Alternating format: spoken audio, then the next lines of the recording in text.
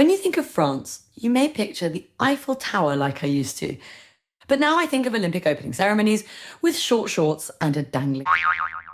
Don't start, sweet. I'll oblige.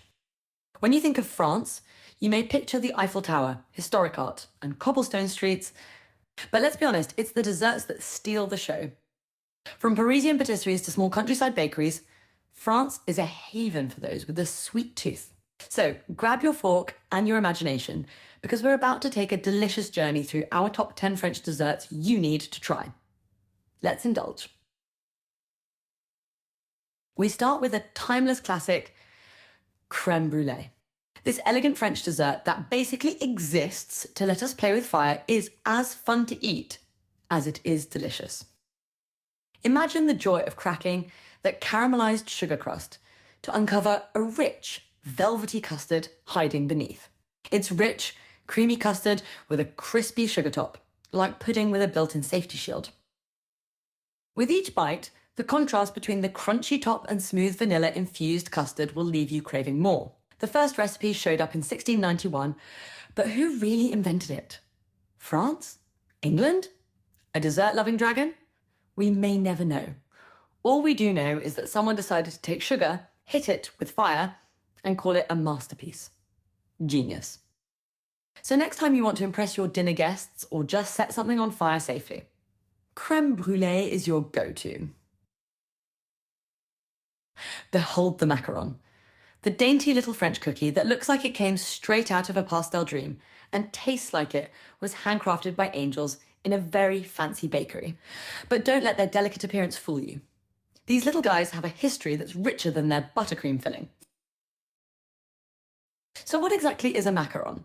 Well, it's a sweet meringue-based confection made with egg whites, icing sugar, granulated sugar, almond meal, and of course, just a splash of food colouring to make them irresistibly Instagrammable. And because the French like to keep things fancy, they decided to sandwich these airy almond cookies together with buttercream, ganache, or jam, because why settle for one when you can have two cookies with deliciousness in between?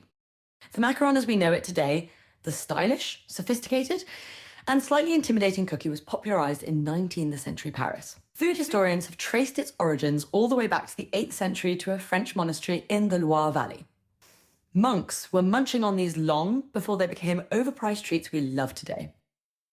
There's also a juicy rumour that macarons were introduced to France by Catherine de' Medici's Italian chef. Sounds fancy, right? Well, plot twist, historical records say she never had an Italian chef. So either those records are wrong, or Catherine smuggled the recipe herself like a true dessert revolutionary. We may never know. Fast forward to the 1790s, when two clever Carmelite nuns, seeking asylum in Nancy during the French Revolution, started baking and selling macarons to pay for their housing. They became known as the Tatin Sisters, proving once and for all that dessert can, in fact, be a business strategy. Back in those days, macarons were just simple almond cookies, no fancy flavours, no luscious fillings, just plain old deliciousness. It wasn't until the 1930s that someone had the brilliant idea of turning them into sandwich cookies with jam, liqueurs, and spices. Enter Pierre Desfontaines of Lagerie and Claude Gerbet, two bakers with a shared dream of making macarons even more irresistible.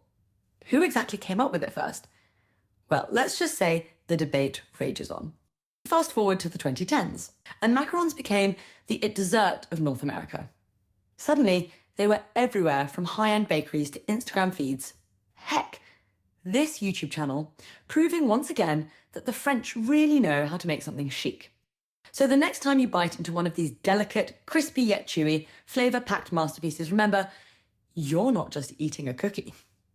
You're taking a bite out of history with a side of buttercream.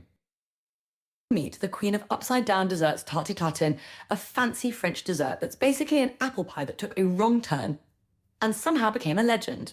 This decadent caramelized apple tart is made by baking apples in butter and sugar, then topping it with pastry and flipping it over. The result? A perfectly golden, sticky, and sweet creation that melts in your mouth.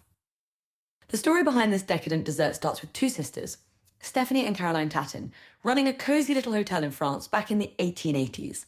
One day, Stephanie, probably a bit stressed, accidentally left apples caramelizing way too long. Instead of starting over, because who has time for that? She slapped some pastry on top, threw the whole pan in the oven, flipped it upside down, and voila.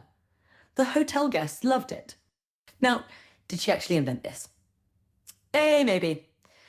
Upside-down tarts already existed, but branding is everything.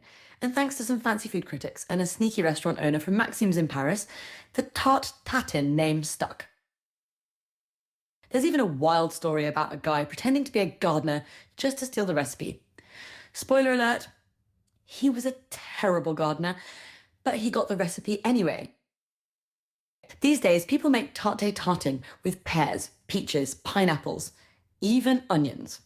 But the classic apple version, chef's kiss. The eclair. Who could resist an eclair, a fancy French pastry that vanishes faster than your willpower?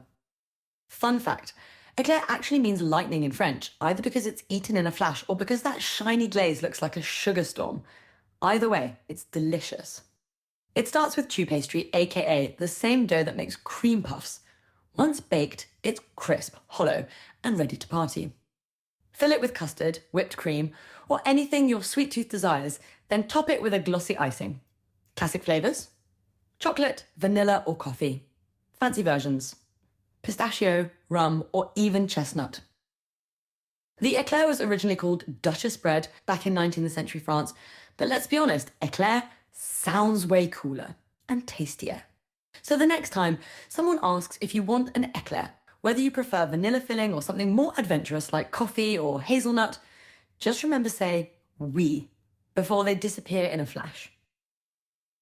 Meet the millefeuille, also known as the Napoleon, or that fancy pastry you pretend to eat delicately, but actually demolish in seconds. Despite the name meaning 1,000 layers, it usually has 3 layers of puff pastry and 2 layers of cream. Back in the 1700s, it was stuffed with jam and marmalade, because apparently cream wasn't invited to the party yet. By the 19th century, Bavarian cream finally made an entrance, and things got serious.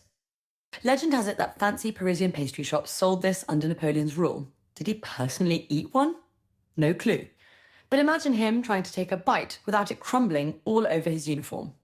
Today, it's topped with powdered sugar or that signature swirl icing that looks like it took a pastry chef years to master.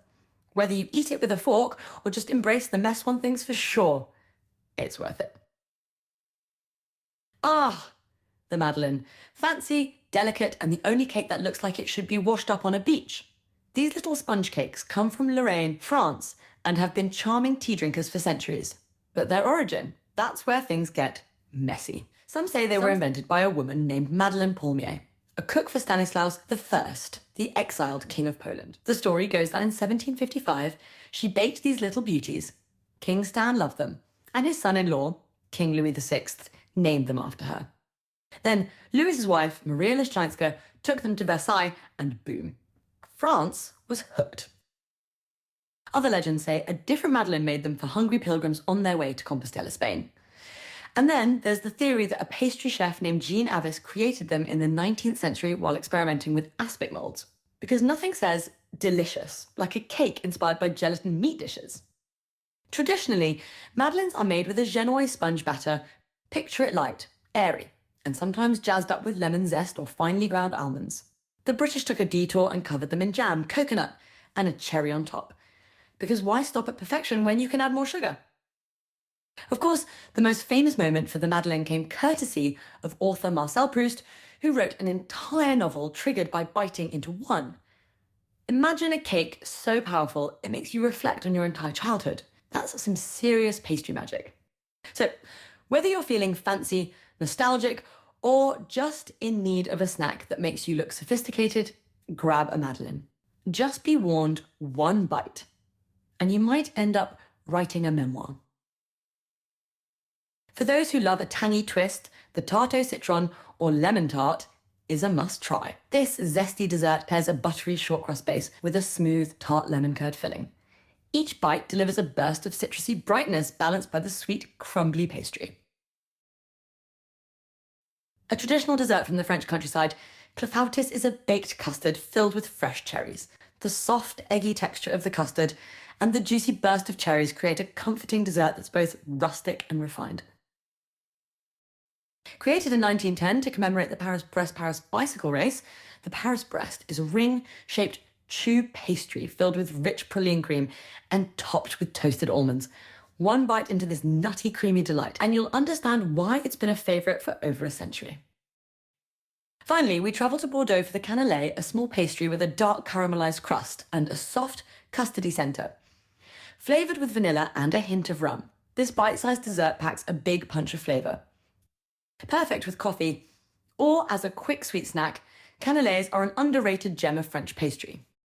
So, whether you're strolling through the streets of Paris or dreaming of your next culinary adventure, these French desserts are sure to take your taste buds on a journey. Each one tells a story of craftsmanship, history, and pure indulgence. Which one would you try first?